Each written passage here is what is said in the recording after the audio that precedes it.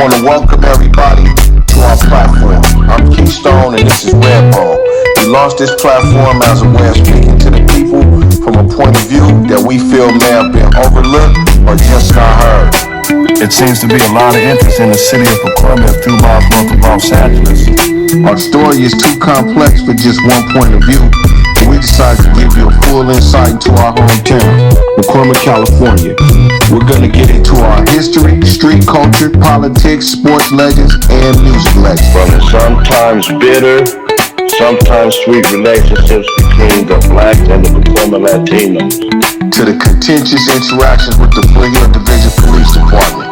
Pacoima has a unique voice that distinguishes itself from the greater Los Angeles area. We've heard from everyone else, now it's time for the Pacoima perspective.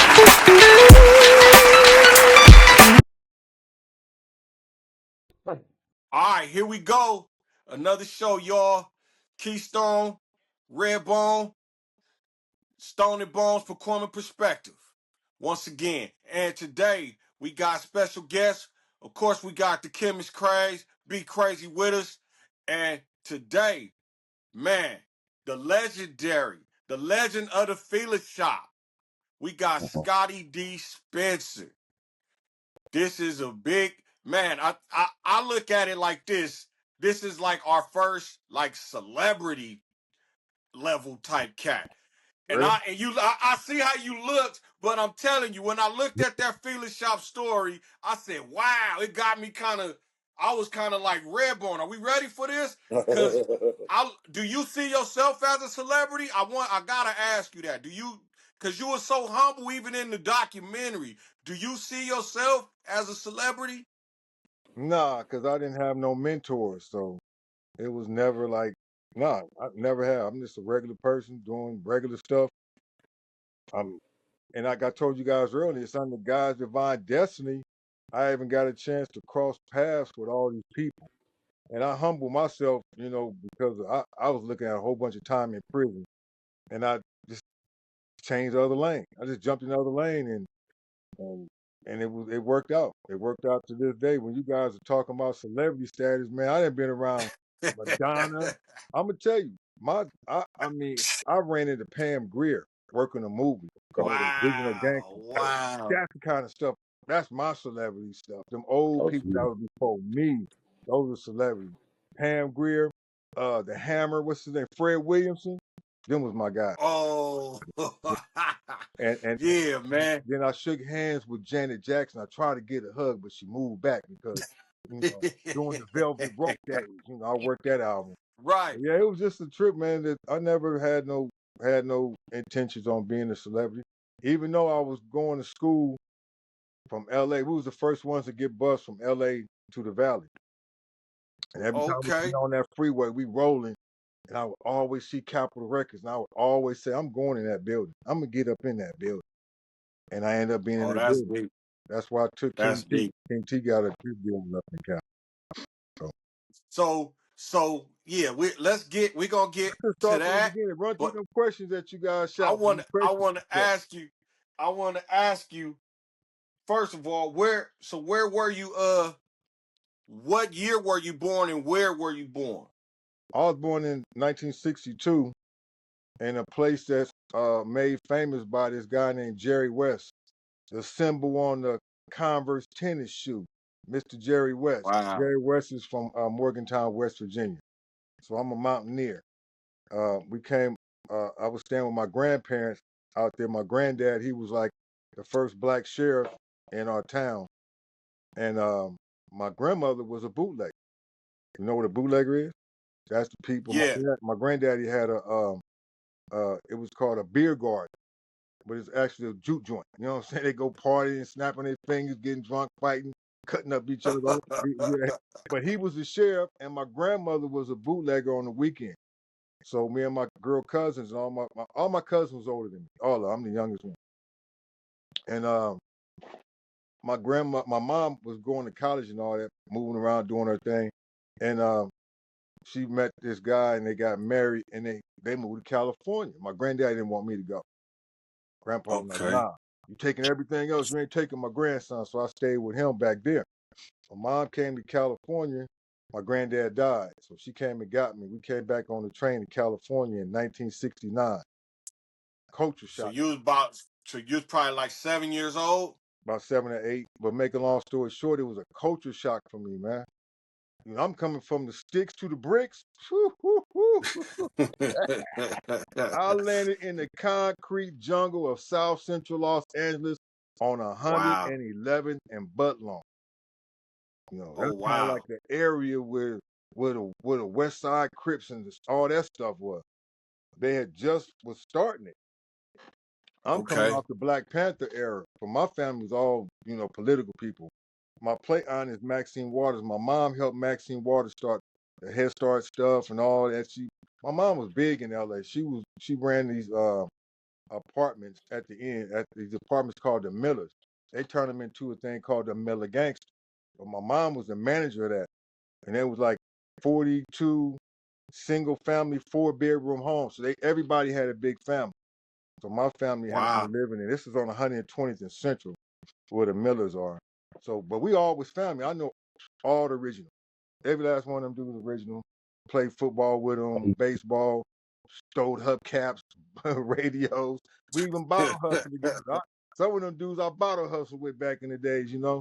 Yeah, but we all cool now. But make a long story short and a short story long.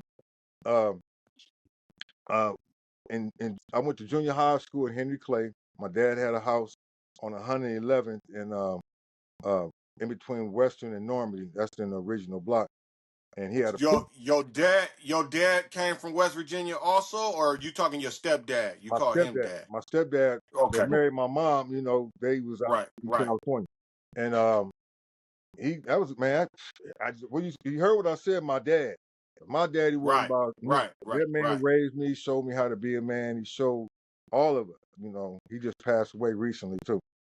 So he was Okay. a good dude. He took care of us, and he kept us in the house. We didn't know he was keeping good house because he was a veteran. He had that GI Mm. Bill. He kept us with a pool. All the neighbors, so all the kids in the neighborhood come to our house because we got the pool. Um, they broke up, and Mom's went to be the manager on 120th.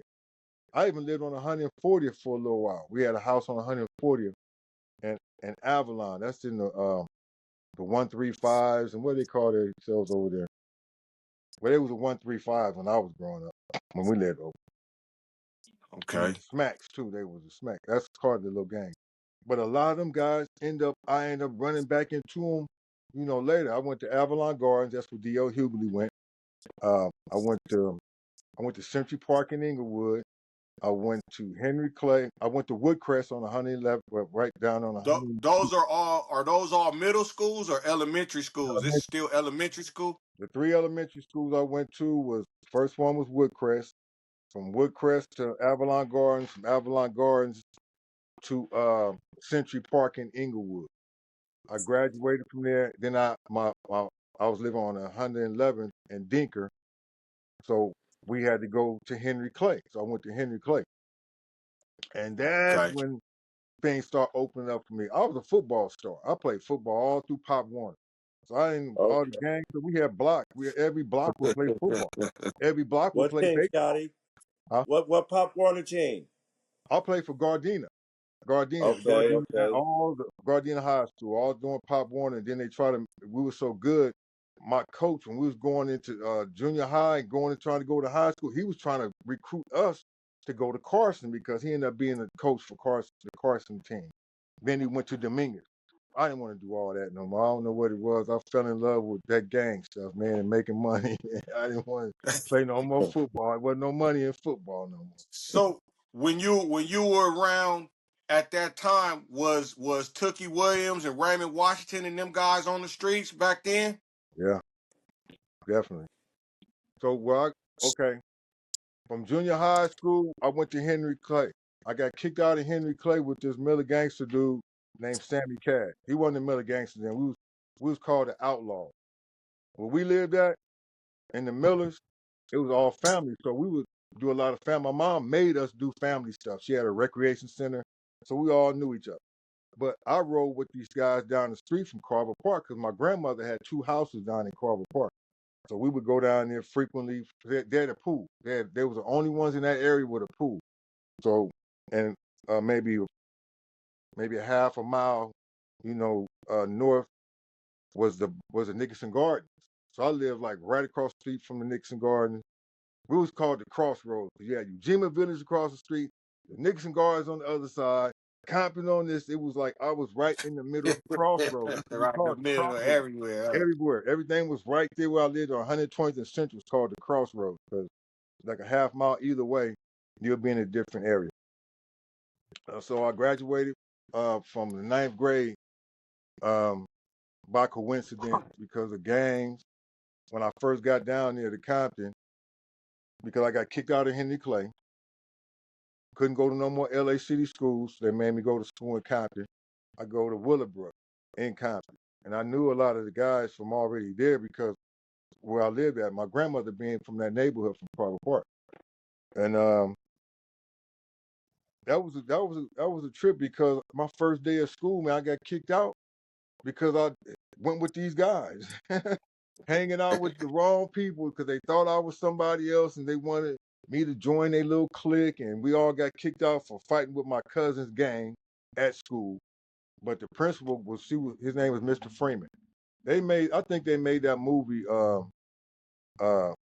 was the name of Lean on Me about him because this man, and you walk in this gate, you ain't got your shirt tucked in, or you getting a SWAT, homie. Pull over, Wow. don't take this one. Tuck that shirt in. You had to tuck your shirt in. That's true. No profanity, no smoking. Don't get caught doing nothing. He gonna give you a SWAT. And don't care what your mom and daddy gotta say. Yeah, good man. Named Lawrence C. Freeman. He ended up going to Inglewood and teaching over there. He passed away. But we all, man, we still celebrate that man every year to this day. So I That's deep. graduated. I graduated from the ninth grade, but my mom knew I was hanging out with my homies too much. Nah, buddy, you ain't going to Centennial. You getting on this bus because in the district I was at, it was actually L.A. But they made me go to school in Compton because I got kicked out of L.A. school. But But you got once I kicked went out of to LA. Right. yeah, once you go to the 10th grade, you eligible to go back into L.A. City schools, right? So I did good. Boom, went back in L.A. City school, but mom didn't want me to be around none of that. So she shot me on the first buses to get bussed out to the valley. And my school, Wow. I What went school you ended up at? at Cleveland. Ah, Yeah, I went to Cleveland. whoa. Cavaliers, baby. Man, Cavaliers, baby. I hey, went to Cleveland, class of '91. y'all can say what y'all want to. I wasn't there that long though. Oh, we getting too happy. No, what it was, man. See, we getting bus. We get up at 5 o'clock. We got to get down to that bus stop, and the bus would pick up people from different neighborhoods. Now Right. I live where I live at in Carver Park, coming out the Miller, Carver Park, and I'm picking up two bounty hunters. They kind of like our Whoa, okay. rivals. We pick up two bounty hunters. Then we go down the street some more. We pick up 4 or 5 people from Main Street. We ride some more. Damn. We go, I'm telling you, we go pick up some people from Broadway. Then we get on the freeway. So we all on the bus, everybody, you know what I'm saying? But we going out of our element. Right. So what we gotta do? We gotta kind of like that's Y'all my clicked Band up together. together, huh? my cousin. That's my we gotta, we out here, and then soon we get to school, all we see is these white kids looking at us all crazy. Right. Like, we down in Arkansas at Central High School. Right. Where them Right. niggas, Right. yeah, and all that. So we clicked up, man. It was a beautiful thing because a lot of us are still friends to this day. And I was there for a while, and at the time that summer, I had been hustling, man. So I grew up with a lot of older dudes, man, and they was on that PCP real hard, and that Lovely and that Angel Dust, and they knew how to cook. Some of the best cooks of that water came out of Compton and Watts, and I'm right in the middle of it. So my first couple weeks of school, I took the real stuff out there, and I was making my money doing doing good in school. On the football field and basketball and all that, I'm clowning. Coaches all on my bumper want me to get down. I'm here for my education. I ain't fit to make y'all school like that. I'm getting my money. If I got busted for selling fake weed, Fake weed. Fake weed. I had started with the real stuff, but by the time I get home, I couldn't get out. You know, so I could go home, do my chores, do the homework, and then you got to go outside. Hey, It was too late. I couldn't get I out. So it's too late. Mom's already home. Yeah, I had that same. so I got my brain thinking. I just got a bunch of parsley. And first I got the mint leaves from my friend around the corner, and I got some brake fluid, and I put it in the little seam and made it. Cause brake fluid smell like a little bit like water, a little bit, right? So I took some mint leaves, mint leaves, and brake fluid together. Then I had the parsley and some tea bags, busted all up, and I called the weed mahogany. Man, them white boys start coming back with the headaches, and they was mad. And, all my money, but I ain't get my money back. So I'm smart. I get the remember the little black cap pistol with the little red thing in the middle? Yeah, Pop, pop, pop them. And they look real, man. They kind of like was a little steel. They was a little steel. So I put right. I scraped all the little red out and put the black marker in it, made it so this be like a real gun. Man, I was over that school terrorized. And then what happened was they started coming back, want their money back. The principal and them went to my locker, wiped in the locker, and they found that stuff looked like weed, but it wasn't. It was Find your parsley. stash. You got to go. It wasn't. I could have fought it, but nah, I'm cool. Right. Got up out of there, and they said, "Oh, you out of LAC schools again? Back to Compton, Centennial High School." Whoa, wait. Wow. So what? About what year was this? So 62. So what's this like 74, 75 ish? 70, Like 70, more like 77. 76, 77. Because I Okay. graduated in 79. Yeah, I So graduated in okay. 79. So Centennial High in 1977. What was that like? Another cultural shock because it was Bloods and Crips at one school. I grew up around a lot of Crips. I didn't really know a lot about Bloods, even though um, I frequented over to the Nixon Gardens a lot. Knew a lot of them. Just being in Compton, you know, family all around Compton, so I know they were present. Oh, my cousin lived in the Brims. He lived on 62nd in Vermont, so I knew about the Brims and all that. Even in the over in the Pueblos too. So I knew that I didn't really hang like that. So I just knew a lot of Crips. Right. Man, getting up there, I knew my first day of school, I had to do something. I had to represent.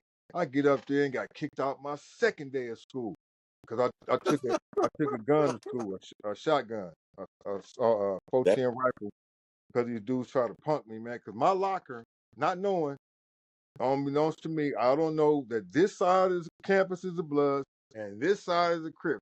My locker was on the Blood side, and none of my homies told me, man, where your locker at? My locker all the way down there.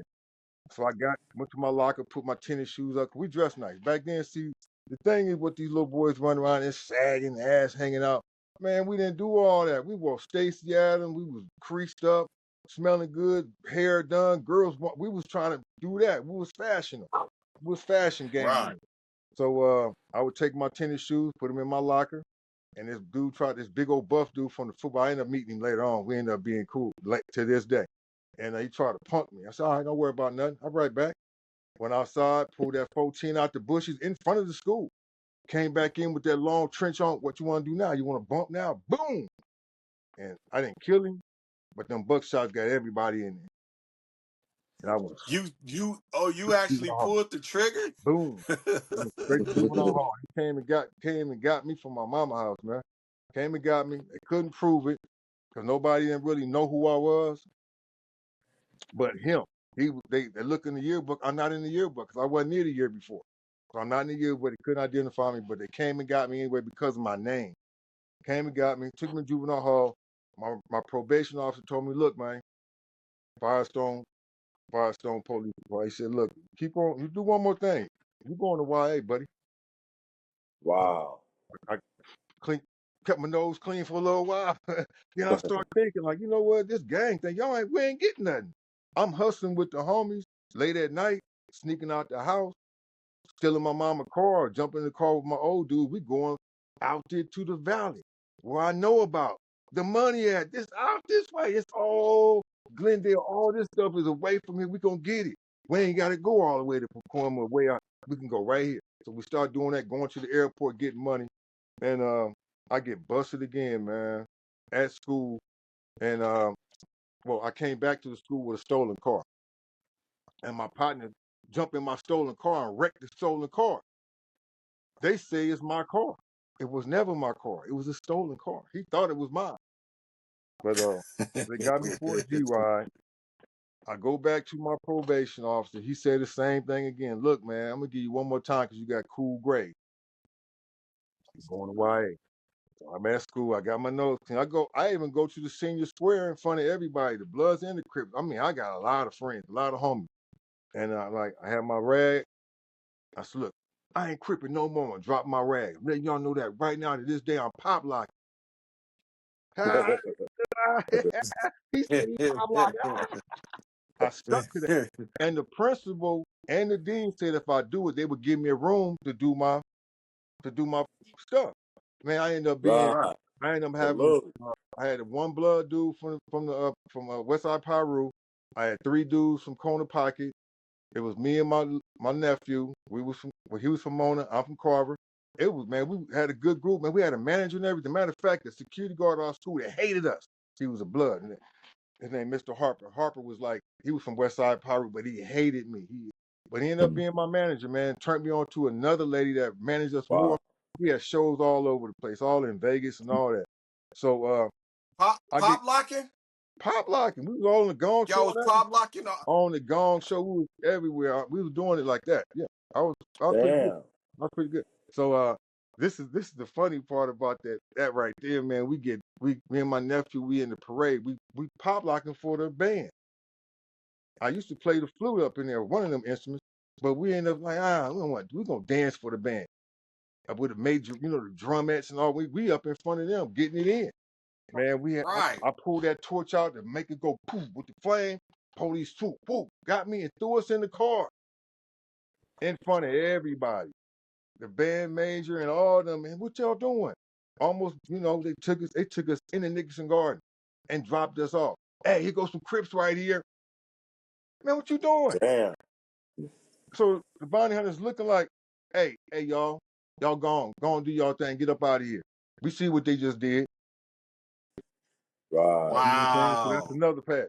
All right, so I'm kind of hot about it. So we had a big pep assembly coming up, and I asked could we be in it. They said okay, you can be in it. 2 days later, my friend, he was supposed to be in the Mr. Centennial kind of muscle dude, and it was this other dude. He was a blood, and they didn't like each other. So my homeboy said, man, they won't even let me get in the Mr. Centennial contest. I'm beating him up to myself. Man, leave that man alone. He ain't doing nothing to you. Watch you. I'm gonna get him. I said, man. The next morning, he beat the boy up. I'm just right there with him, right? They kicked me out of school for just being with him, man. I'm like, Just being. So when they kicked me, they suspended me. That means you go see your probation officer. He said, check this out.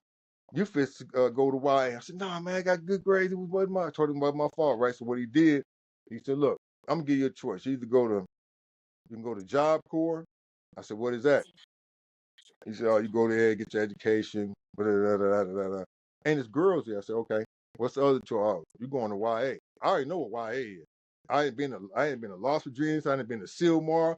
I ain't been to Central. I've been to all them. I already know what YA is. So I said, all right, I'm gonna go to Job Corps. He said, all right, you're going back to school. No, he said, don't go back up to that school until you take your flight to go to Job Corps. I said, all right. But my pep assembly is that Friday, you feel me? I got to go. Right. Man, I jumped up in that pep assembly, man, and my boy had the back door open. The security guards waited until we got finished. And they started chasing. Man, that was a chaos. And I went. My probation officer really tried to put me back in YA for real, but he let me slide, go to Job Corps. That's why I found out about hip hop in Job Corps. My first day. That's how I knew I was on this divine path by dropping my rag, staying focused, still trying to dibble and dabble with the homies to figure it out. And I figured it out, through God's grace, man. So Job Corps. Okay, how did Job Corps and hip hop go together, or what did you learn in Job Corps that Good question. put you into hip hop? Okay, good question. This is 1978. 1978. I got kicked out of school. Bam, got to go to Job Corps. I get on the plane. It's me and it's like 5 other little dudes. Right? I'm looking around. We all like in the same little area on the plane. I guess they booked our flight. You know what I'm saying? In the same little seats. So I'm looking, and I see his back. What's up, man? What's happening? Hey, where you from? Me, I'm Compton. Oh, it's East Coast. Where you from? Yeah. Hat gang. They different people from different places, right? But these 3 dudes, Right, right. these 3 of them was from East Coast. 2 of them knew each other, and the other one didn't. This other dude sitting behind me, he was from Harlem, and then it was Bonnie Hunter, Arnell Valentine, and I knew him right when I got on. I was looking like, dang, what are he doing? I'm like, I know he ain't going to. Well, he must be selling dope or something, cause he ain't going to Job Corps, but he going to Job Corps, and he was wild, but he was smart, and he was doofus, like a big doofus type of dude. And we get out, yeah, we get out there, we get off the bus, we go to orientation. They tell us everything we're gonna be doing. They send us to our dorm. A B C D E F G H I J K L M N on the men's side, and then the other letters was girls' side. Boys and girls was there. It was cool. That was a spot, man. We had guys and girls. So I get in the first day I walk into the orientation. We walking down the hall to go and sit down, and I hear the sound. Dun-dun-dun-dun-dun-dun. Sound I never heard before. I'm a LA funk DJ. I was DJing all my house parties in the hood and family functions. I was a DJ. Even my mom and them, when they had their little gambling game, I would play the music. My mom would tell me to come out there. I was the entertainment for that. Right. Play the music, do my little Michael Jackson spin on my head and all that weird stuff. But I was entertainment. And I walked down the hallway. I'm like, what is that sound? Then I heard something come out. I'm like, I never heard this record before. Dude start chanting like he was saying some rhyme and stuff. And I look through the little peephole, and I look and I see him. Hey man, what you doing? He said, oh man, I'm rhyming. I said, okay, can I come back and holler at you? His name was Tony C. So I ended up coming back to talk to him after we got orientated, and he was telling me what this was about. It's from New York. It's what we do. I'm like, word? It's all right. That's all right. I got you. I'm finna steal all your tapes on me. That's one I got you. I got you. That's the first one. I said, oh, they got music up here. I'ma love this place. So time goes on. I end up being the vice president of my dorm. And I was rolling. I knocked out 3 trades in 6 months. Got my high school diploma and GED. I was going to night school, everything, bro, for real. I was trying to get mine to make my mama proud. Right, Get this right, dude off right. this probation up off me, because I wasn't trying to go to YA. But sure enough, I knew I'm up here for a reason. Here come the bounty hunters now.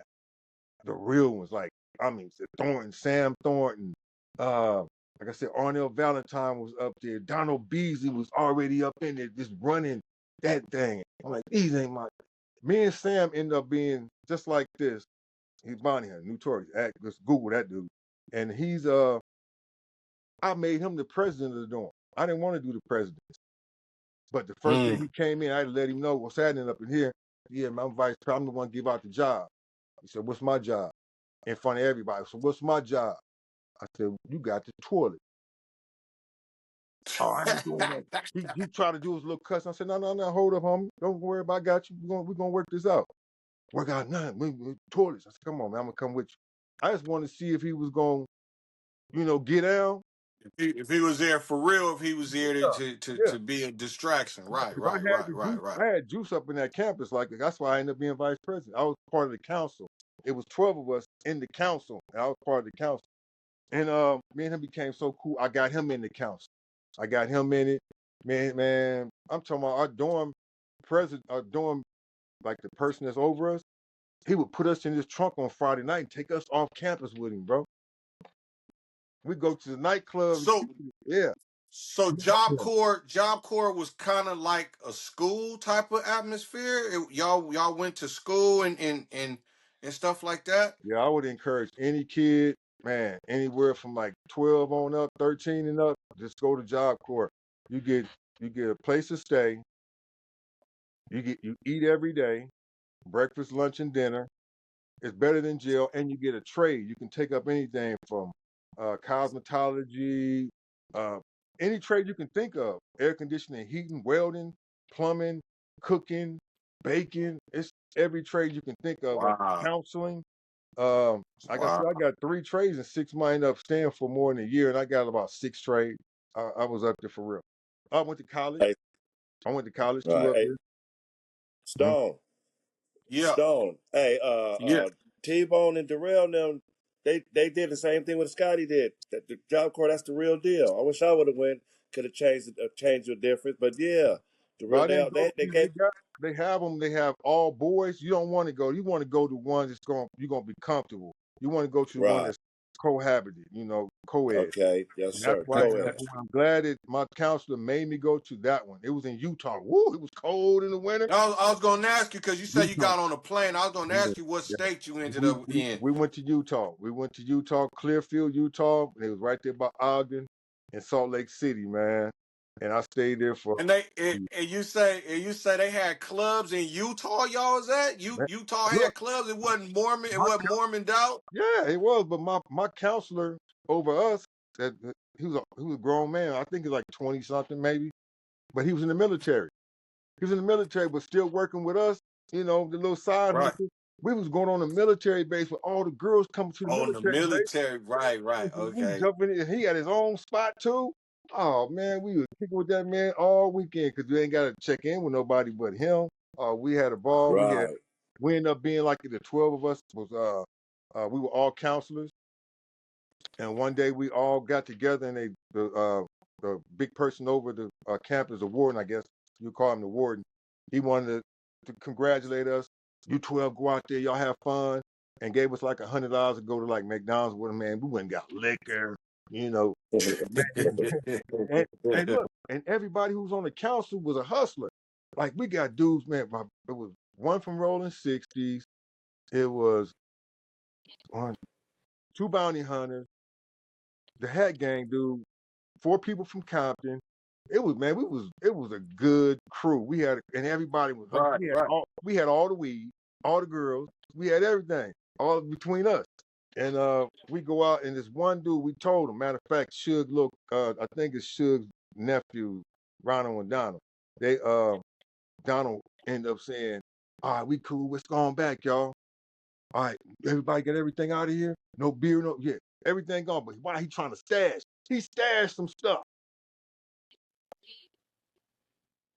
Damn. That was the end of the council right there. They shut it all down. I ended up Shut it coming back. down. Wow. I ended up Wow. coming back home. When I get home, go back to the hood. The homeboys moved off of that bench to that part of the park over here. Cause all the time I would come back home, I would go to the park, and they moved from one part to the other part to the other. Oh yeah, what we doing? So I said, forget, I'm going again. This time I said, all right, ain't nothing happening. I'm gonna go to the military. Yeah, I signed up for the military. I shot up out of there again.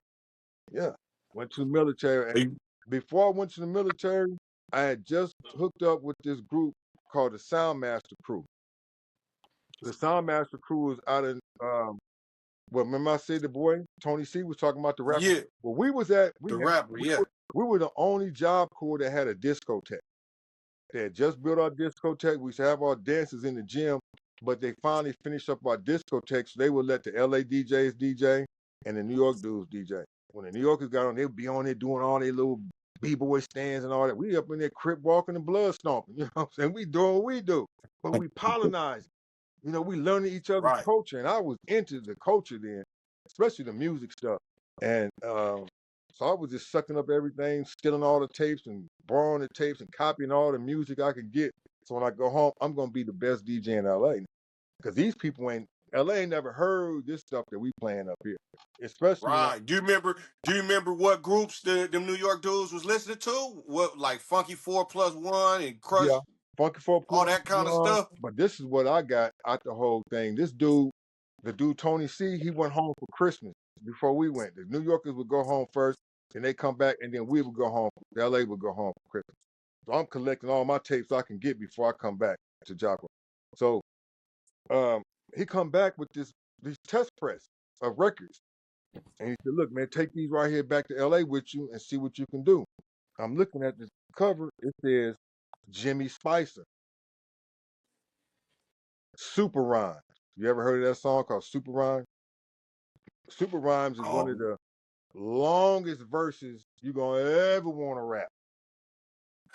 Google Super Rhymes, man. Super Rhymes, I'm Jimmy I'm Spicer. I'm He gonna made, Google it. he Yeah. made a song called The Bubble Bunch. Uh, Did he do Count Cool Out? I don't think he did Count Cool Out, but I know he did the Bubble Bunch, Dollar Bill, y'all. Dollar Bill, y'all was Jimmy Spicer, and he did I remember that. and I he did remember that. Superfly. Dope rapper. So I take these songs when I come home for that Christmas. I go to the Carolina West, let the DJ play it. It was a club in LA that didn't have no curfew for young people. We can go at 6 o'clock in the afternoon. Don't come get out until 6 in the morning. It was called the Wow. Workshop. It was called the Workshop. That was the only club, teen club in LA off the chain. You were going in. This dude named Roscoe was the owner. He would have his video camera. They would videotape you this week. Next week, you'll be on the screen. You know what I'm saying? So you want to come in and see your Wow. stuff on the screen. Oh, he was on the screen last week. So yeah, that was a good spot. All the pop lockers would meet there. Even the dudes from the Valley would come down. Man, they had these white boys from the Valley. I can't remember the Guzman brothers or something. They was dope. They was, whew, them white boys was bad. They could Twilight. pop? Yeah, it was off the chain. Then you had John Boy Okay, Type. so say about what year was this? We talking about 70s, man, like 75, 6, 7. Yeah. LA Man. was pop locked out. I mean, it was off the chain. So I get home and like I said, I got home that Christmas and I had that sound, that music I was telling you about. So my boy Juan, he was from Grape Street. He came to stay with me for that little couple of weeks. And my at the time my baby mom, her cousin wanted to stay with her because I was away. So I brought Juan with me. They ended up hooking up. So we had to go take her home to get some clothes. When we get over there, well, I put a tape in. We playing that soup, but we just playing all this crazy hip hop stuff, chicka chicka, all the stuff we done heard in Job Corps, right? And she said, "Oh man, what is that? What is that y'all listening to? Them boys in the front of my apartments be doing the same thing." We said, "What? Where?" You know what I'm saying? We like want to know where it's happening at. So we get over there. We go up to the front to go see who they were. And we get up there, and my boy Juan already knew one. The DJ, his name DJ D. Denard, rest and get himself together. And then I knew Rich from school, his other cousin. It was like 4 cousins, all of them named Valentine except for one. Yeah, all of them was Valentine except for Rich. He was a McMichael. But they all cousins. They all doing this rap stuff in Compton in the Lutheran Garden Projects in Compton, way back in Wow. the 70s, bro. And my DJ was the dopest thing. Same time. Going in, get me something to drink. And I'm like, man, who's that? That's a dope tape. Who playing that tape? Oh man, that's me. Spade had like a little gold tooth in his mouth. Oh man, that's me, man. I see you lying, man. That's my homeboy DJ D. How you know DJ D? I said, that's my homeboy. He said, man, I want to meet him. So all right, so we exchange numbers and we hook up, we go over there, he meet DJ D. That's how I hooked up with Mixmaster Spade, man. Me and Spade, rest in peace, man. Mixmaster Spade, my guy. And I ended up being his vice president. We was thick as thieves, man, no matter what. Man, that was my guy, man. That's the Compton Man. mayor, man. Mixed Master Spade, and Mix then man. he turned Mix on the master. Toddy T, Ready Mixed to Master rock. Ken, my boy Casper. So they was a Compton, they was a Compton posse. My group with That DJ D and them was a Soundmaster crew. We all became one when we all met. So that means we all Soundmasters. In New York City, them guys who came, I was just saying, DJ D, it was DJ D, that was a DJ. Wiz Kid was Gerald Valentine, Little Richie C, Richard McMichaels, and their brother Derek, and they had cousins, Adrian, and uh, uh, uh, uh, we had a lot of so people here in California. those They had their dudes family those was dudes came from New York? Those dudes were from New York yeah, as well? from New York, Oh, yeah, okay. but living in Compton. So Living listen, in hear me out. Compton from New This York. is the good Right. part. Okay. They started back in 70, like 73, 74. They had already they some of the original part of the hip hop thing when it first started, right?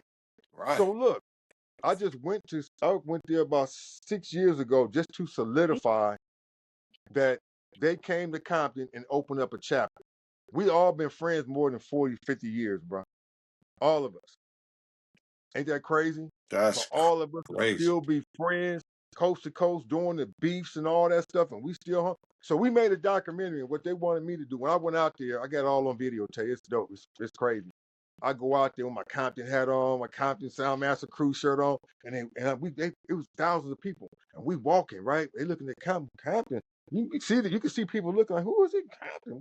What is Compton doing in New York? Right, this is they had just turned blood out there, like where we was at. I think it was in Brooklyn.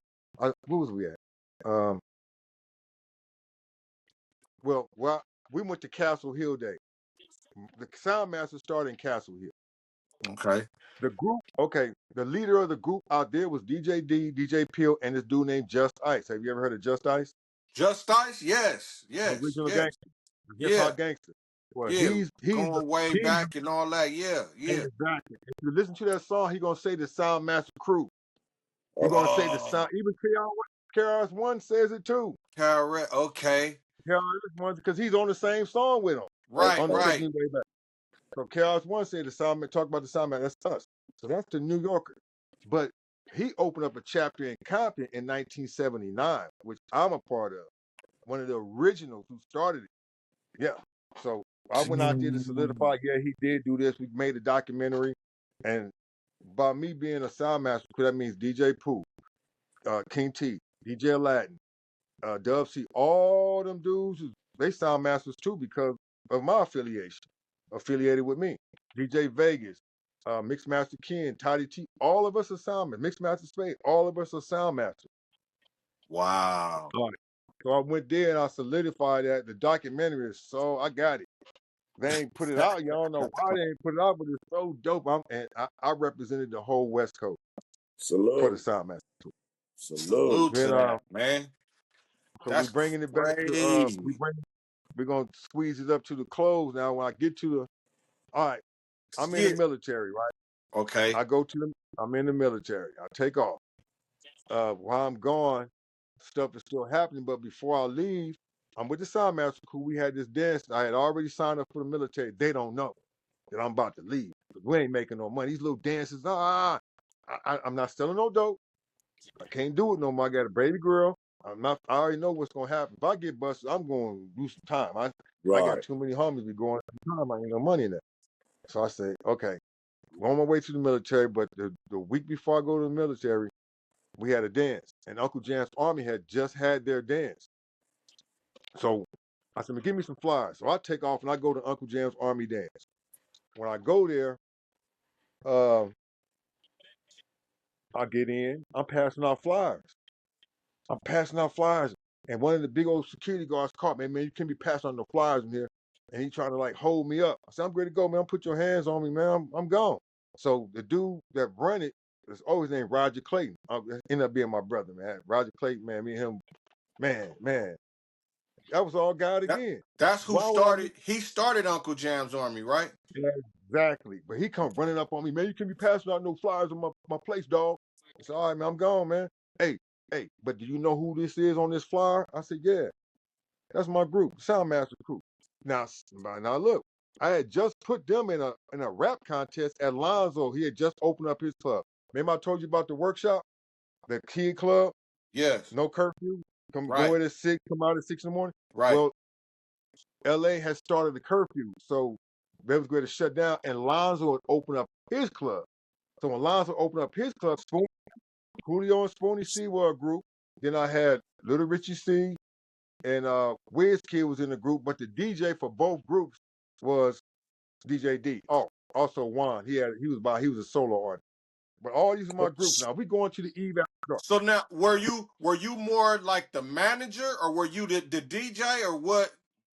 You were the Well, DJ. everybody. I'm a DJ, but I Okay. stepped back to just promote these guys. I still was DJ, Promoting. on the side. But most of the time for the group, I was promoting. Now with Right. Spade, I was like an executive, or I was a man. So I ain't want to put okay. my brother So out. with promotion, did that mean drawing their names like graffiti and making up posters or Oh flyers and yeah, yeah, stuff? yeah. I got me doing graffiti on the walls. I got all that. So I'm gonna send y'all some pictures, man. Yeah, we was doing Okay. the graffiti, dancing. The KAC, we set up the equipment outside, and people from miles around would come because we had a big old speaker called Sasquatch. You know, DJ D was one of the dopest DJ I ever heard in my life. I mean, Lonzo and them from the World Class Wrecking Crew, DJ Unknown, they would come over to the house and buy tapes from him. So if they had that sound, that's how Dre knew what this stuff was. They heard it because they had the tape. Before Dre even came along, they even seen us perform at Centennial. So the element in Compton was already there. Right, right, Mixmaster right. Spade, when he met DJ D would go over his house every day, and DJ D showed him some technique. But Spade would always be in New York because his dad from New York. So Spade would go out every summer, but he didn't have nobody showing him that hands-on stuff. You know what I'm saying? For him and DJ Vegas, they was good DJs, but I got kind of tired of the not making that money, right? Real Like go to quick, the other real quick, I place. want to ask you something about Mixed Master Spade because he had such a unique style. He was like singing his verses like way before Nate Dogg or anybody else. So how did he develop that harmony style type of rapping? Or Well, were you around him it when he was was a group. creating that, or did he Oh, yeah, ever yeah, yeah, rhyme any yeah, different? yeah. Never.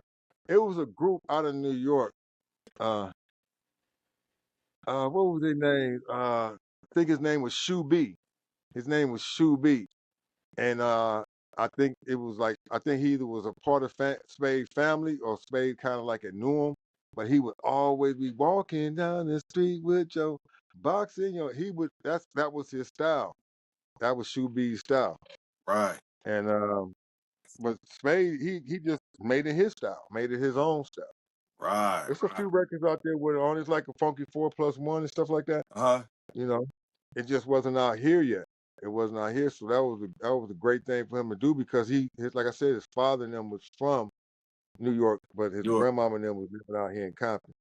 So okay. yeah, Spade was unique, man. Spade had some of the biggest dances, and we was doing it too. We got together, did a few things together. But you couldn't beat Uncle Jam's Army, bro. You Nah, couldn't beat Uncle Jam's nah. Army. So the night when I met Roger, he asked me did I know the people that was on the flyer, and I told him, yeah, that's my group. So he said, yo, man, I want them to perform. It's not at the sports arena. He said, I want them to perform at my next dance at the LA Convention Center. Ooh, People always talking about the sports arena. They never say the convention center. right, Rap was introduced at the convention center. The first rapper to get on the mic and touch the turntable scratching and rapping was the Soundmaster crew. This before Ice-T and all them touched the mic. It was them. 'Cause we went to the second day. Uncle Jim's Army had the first one at Alpine Village. The second one was at the LA Convention Center, and my group was there. I couldn't go because I'm where? In the military. But I set it up.